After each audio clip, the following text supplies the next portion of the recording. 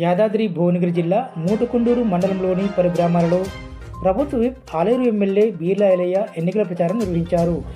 Bhuvanagiri parliament Congress party అభ్యర్థి చామల కిరణ్ కుమార్ రెడ్డిని అత్యధిక మెజార్టీతో గెలిపించారని కుర్తి మాటూరు గ్రామాల్లో ప్రజలను కలిసి ఓటును అభ్యర్థించారు. ఈ ప్రచారంలో మండల కాంగ్రెస్ పార్టీ నాయకులు, కార్యకర్తలు, ప్రజలు తదితరులు పాల్గొన్నారు. గ్యాస్ 500కి వస్తలేదన్న గ్రామాలు తిరుగుతున్నాం కాబట్టి తప్పకుండా 500కే గ్యాస్ వస్తుంది.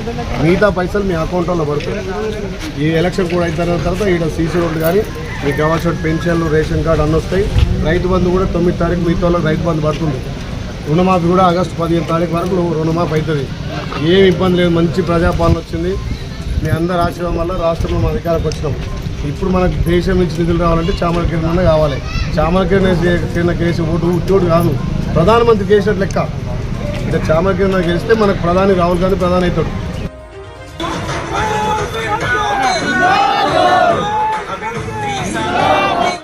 రాజీవ్ గాంధీ గారు దేశం కోసం ప్రాణ త్యాగం చేసిండు. అలాంటి కుటుంబం, త్యాగాల కుటుంబం, మన భారతదేశానికి స్వతంత్రం తెచ్చిన కుటుంబం.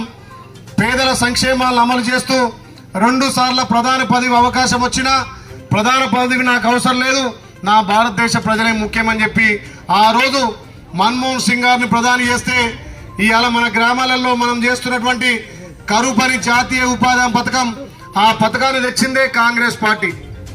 ఇలా మన గ్రామాల్లో ఇంతో మనకు పని దొరుకుతుందంటే ఆ కరువు పని వల్లనే మనకు పని దొరుకుతుంది. అలాంటి పని కాంగ్రెస్ పార్టీ పెడితే ఈ 10 ఏళ్లలో మోడీ వచ్చి ఆ కరువు పని వేస్తూ ప్రభుత్వానికి దండగా అని చెప్పి కరువు పని తీసేయాలని కూడా ప్రయత్నం చేస్తే కాంగ్రెస్ పార్టీ పోరాడి మళ్ళా కరువు పని పెట్టింది. ఆ కరువు పని తోటి ఇవాళ 200 రూపాయలు వస్తున్నాయి. ఇవాళ ఇల్లు గడవట్లేదు. ప్రతి వ్యక్తికి, ప్రతి అమ్మకు, చెల్లెకి, అందరికీ కరువు పని పోయినలకు 400 ఇవ్వాలని చెప్పి ఇవాళ మన కాంగ్రెస్ పార్టీ మేనిఫెస్టోలో పెట్టింది. రేపు మీరు అందరూ ఆస్వాదించి ఈడ చామల కిరణ్ కుమార్ గారికి గెలిపించి రేపు మన రాహుల్ గాంధీ గారు ప్రధాని అవుతారు. కాబట్టి మీ అందరికీ మీ గ్రామాలలో జాతీయ ఉపాధి పథకం కరువు పనిలో ప్రతి ఒక్కరికి 400 పడతాయి తల్లి. గత 10 సంవత్సరాలుగా ఈ మోడీ పరిపాలన మీరు చూస్తున్నారు. గతంలో కాంగ్రెస్ పార్టీ అధికారం ఉన్నప్పుడు 450 రూపాయలకు మనం గ్యాస్ ఇచ్చినాం. ఈ 10 ఏళ్ళు మనం 900 నుంచి 1100, 1200 రూపాయలు గ్యాస్ తీసుకున్నాం. ఆ ధరలు పెరగడానికి మోడీ కారణం. పెట్రోల్ ధర ఎంత ఉండే 60 రూపాయలు ఉండే, మోడీ ఏవటికే 160 రూపాయలు, 120 రూపాయలు అయింది. డీజిల్ ధర పెరిగింది. ఇంట్లో ఉప్పు, పప్పు, చక్కెర అన్నీ పెరిగినాయి. ప్రతి వస్తువు కొంటే మనకు తెలియకుంటే దాని మీద జీఎస్టీ వేస్తాడు. 10 రూపాయల వస్తువును మనం 15 రూపాయలు కొంటున్నాం. 5 రూపాయలు కేంద్రం పోతున్నాయి. మన పైసలు మన రాష్ట్రానికి ఇస్తున్నా అంటే 1 రూపాయి ఇస్తాడు.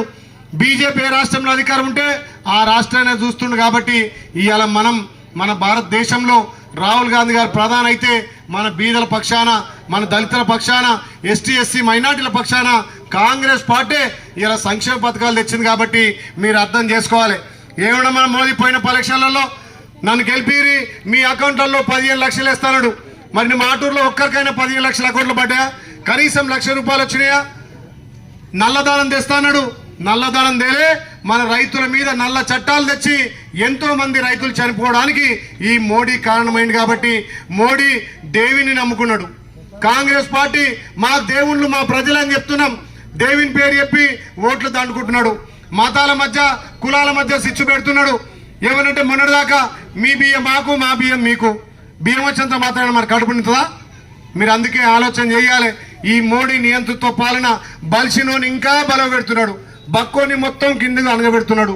అందుకే మార్పు రావాలి.